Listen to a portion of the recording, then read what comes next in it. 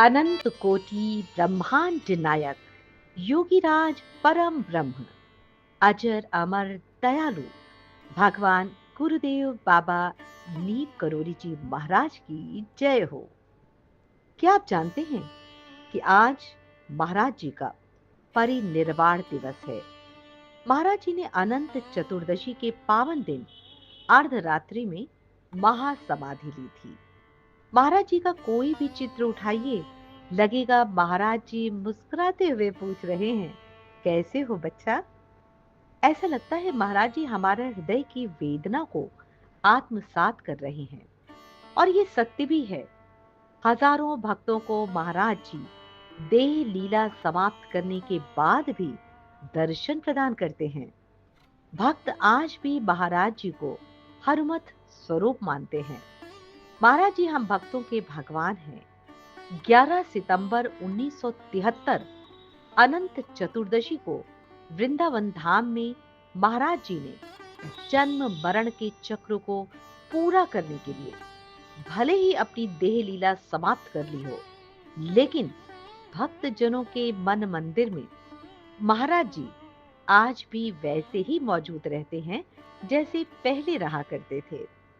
महाराज जी ने भक्तों से कहा था कि इस संसार में राम नहीं रहे, कृष्ण नहीं रहे, वो भी नहीं रहेंगे, लेकिन राम कृष्ण की तरह वह भी सदैव श्रद्धालु जनों के मन मंदिर में विराजमान रहेंगे। और जब भी कोई भक्त आर्त भाव से उनको याद करेगा, वो भक्त की करुण पुकार सुनने जरूर आएंगे। महाराज जी कहते थे कि गुरु के शरीर छोड़ने के बाद गुरु स्थान को ही गुरु रूप में मानना चाहिए। आज विश्व में लाखों उपासक भक्तों को कैंची धाम में महाराज जी का रूप नजर आता है।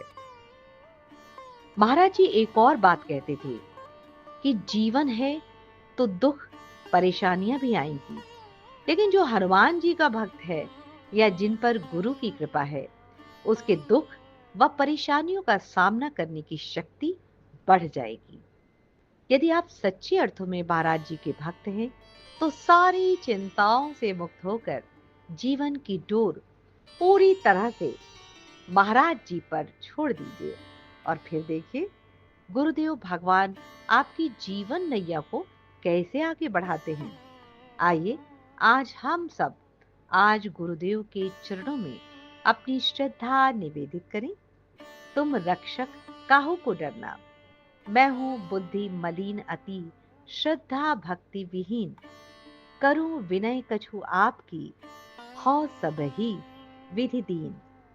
श्रद्धा के ये पुष्प कुछ चरणन धरे संहार, कृपा सिंधु गुरुदेव प्रभु करी लीजिए स्वीकार। गुरुदेव महाराज जी के परिनिर्वाण दिवस पर चरणों में कोटि कोटि सादर शत शत नमन है।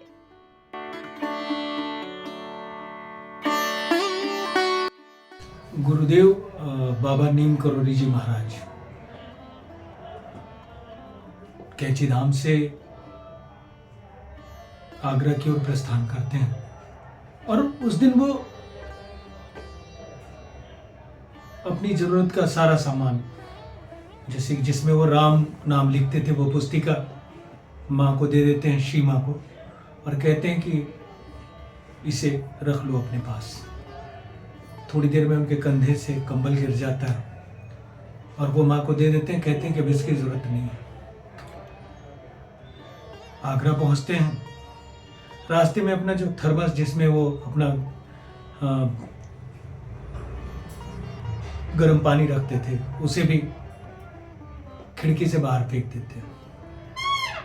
शायद वो ये दर्शा रहे थे कि लोगों ने पूछा कि ये आप क्या कर रहे हैं, तो उन्होंने कहा कि मोह नहीं करना चाहिए किसी से। और आगरा स्टेशन पहुंचते पहुंचते उनका स्वास्थ्य थोड़ा सा खराब हो जाता है, तो उन्हें लोग चिकित्सक के पास ले जाते हैं और चिकित्सक उन्हें दवाएं देता है, लेकिन वो दवा शायद खाने से इनकार कर देते हैं। और फिर ये निर्णय होता है कि बाबा को बाबा ने कहा कि मुझे मथुरा जाना, अब आगरा नहीं जाएंगे। और वहां से वो मथुरा अपने आश्रम की ओर पहुंच नहीं पाते हैं। मथुरा स्टेशन पर ही उनका वो इस लोक को छोड़कर परम लोक की ओर प्रस्थान कर जाते हैं। स्थिति मथुरा में आश्रम में भक्तों का हुजूम लग जाता है। जो जहां था वैसे ही दौड़ पड़ता है। अब यह निर्णय नहीं हो पा रहा था कि बाबा की देह का, क्योंकि संतों की परंपरा में तो उनको अलग प्रावधान है और गृहस्थों की परंपरा में अलग। पूरे मथुरा में इसी बात का निर्णय नहीं हो पा रहा था। तभी बाबा जो पागलदास के नाम से विख्यात हैं, वो आए और उन्होंने कहा कि नहीं, बाबा का दाह संस्कार होना चाहिए। वृंदावन के आश्रम में बाबा की देह रखी हुई थी। सैकड़ों भक्त हनुमान चालीसा का पाठ और राम नाम जप रहे थे और बाबा की वो पार्थिव देह, चेहरे पर वो चमक,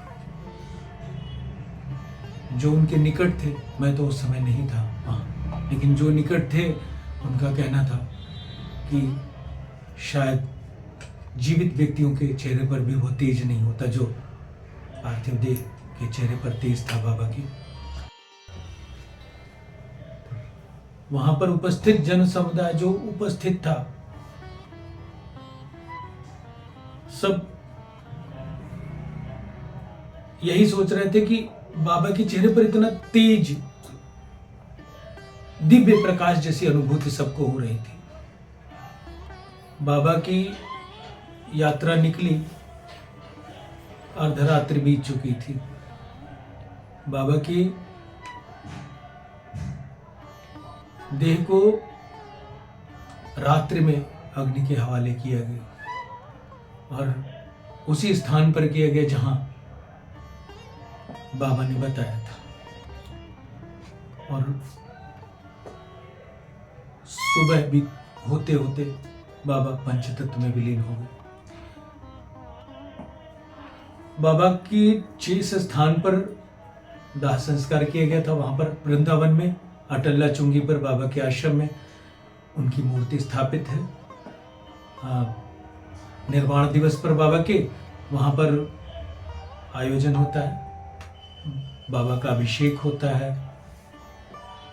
चूंकि अनंत चतुर्दशी होती है उस दिन अनंत चतुर्दशी के उत्सव के साथ साथ अभिषेक होता है, बाबा का पूजन होता है और जो भक्त जन इकट्ठे होते हैं पूरे विश्व से, उनका भंडारा आयोजित होता है, वो प्रसाद पाते हैं बाबा। जो जन वहां नहीं जा सकते, चाहे कैची धाम हो या वृंदावन, उनको मेरा मानना यही है कि वो बाबा की बताए मार्ग पर चले।